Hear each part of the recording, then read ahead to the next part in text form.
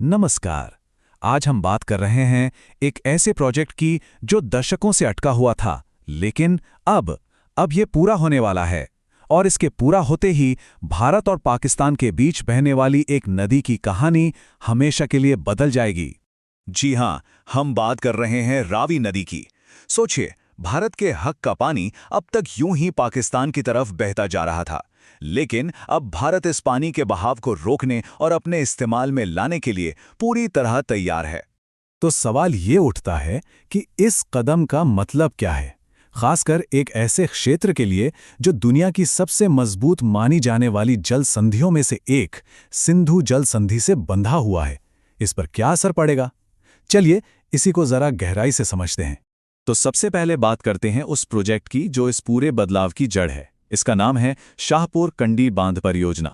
देखिए, ये बांध रावी नदी पर ठीक पंजाब और जम्मू कश्मीर की सीमा पर बना है और इसका मकसद सीधा सा है, रावी के पानी पर जो भारत का हक है उसका पूरा पूरा इस्तेमाल करना।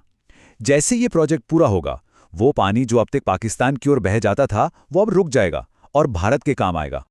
लेकिन सवाल यह है कि क्या भारत ऐसा कर सकता है? मतलब इसका कानूनी आधार क्या है?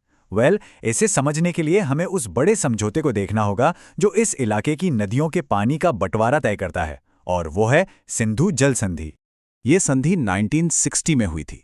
वर्ल्ड बैंक ने इसमें मध्यस्थता की थी। और कमाल की बात यह है कि इतने सालों में भारत और पाकिस्तान के बीच कितने ही युद्ध और तनाव हुए, लेकिन ये संधि टिकी रही। ये संधि सिंधु नदी सिस्टम की 6 नदियों के पानी के इस्तेमाल के नियम तय करती है और इसीलिए इसे दुनिया की सबसे कामयाब जल संधियों में से एक माना जाता है। तो इस संधि का सबसे जरूरी पॉइंट क्या है?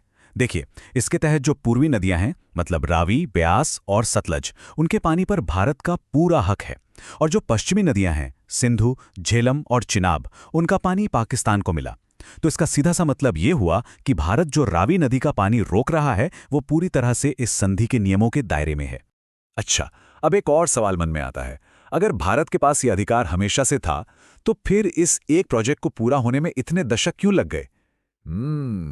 इसकी कहानी भी बड़ी दिलचस्प है। आप इस टाइमलाइन को देखिए। इस प्रोजेक्ट की नींव तो 1982 में ही रख दी गई थी, लेकिन हुआ ये कि पंजाब और जम्मू कश्मीर के बीच कुछ आपसी मसलों की वजह से इसका काम सालों तक बार बार रुकता रहा, और अब जाकर सोचिए 40 से भी ज्यादा साल बाद ये प्रोजेक्ट हकीकत बन पाया है। तो चलिए अब आते हैं इसके असर पर। इस बांध के बनने से भारत को क्या मिलेगा और पाकिस्तान पर इसका क्या प्रभाव पड़ेगा, दोनों पहलुओं पर एक नज़र डालते हैं। और जाहिर सी बात है, दोनों देशों के लिए इसके मायने बिल्कुल अलग अलग होने वाले हैं। एक तरफ जहां भारत को सिंचाई और बिजली के तौर पर जबरदस्त फायदे होंगे, वहीं दूसरी तरफ पाकिस्तान के लिए, खासकर उसके खेती किसानी और पानी की सुरक्षा के लिए, ये एक बड़ी चुनौती बन सकता है।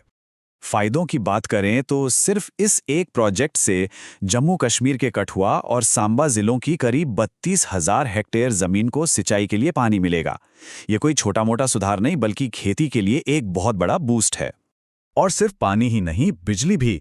ये प्रोजेक्ट करीब 206 मेगावाट हाइड्रो पावर भी पैदा करेगा, यानी इस पूरे इलाके की बिजली की जरूरतें पूरी करने में भी इससे बड़ी मदद मिलने वाली है।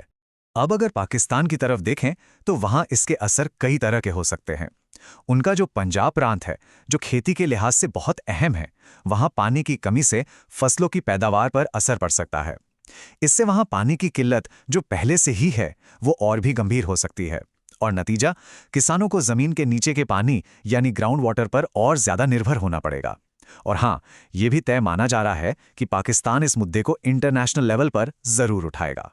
लेकिन देखिए, इस बांध का बनना सिर्फ एक अकेले प्रोजेक्ट की कहानी नहीं है।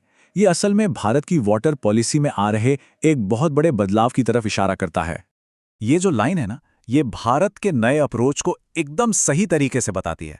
मतलब अब पैसिव रहने का दौर गया, जहां अपने हक का पानी भी यूं ही बह जाने दिया जाता था। अब दौर है एक्टिव होने का, यानी अपने हर एक ड्रॉप पानी का सही से मैनेजमेंट और इस्तेमाल करने का। तो ये एक तरह का स्ट्रेटेजिक शिफ्ट है। अब वाटर रिसोर्सेज को डिप्लोमेसी का एक जरूरी हिस्सा माना जा रहा है, और इसी सोच के तहत भारत अब संधि के दायरे में अपने अधिकारों का पूरा इस्तेमाल करने के लिए नदियों पर जो भी प्रोजेक्ट्स अटके पड़े थे, उन्हें तेजी से पूरा करने में लगा है। और आखिर में ये सब हमें एक बहुत बड़े सवाल पर लाकर खड़ा कर देता है। क्या ये दशकों पुरानी चट्टान की तरह मजबूत संधि इस नए दौर में खुद को ढाल पाएगी? एक ऐसा दौर जहां पानी अब सिर्फ पानी नहीं बल्कि एक बड़ा स्ट्रैटेजिक हथियार भी है। इस सवाल का जवाब जो भी होगा वो इस पूरे क्षेत्र का भविष्य तय करेगा।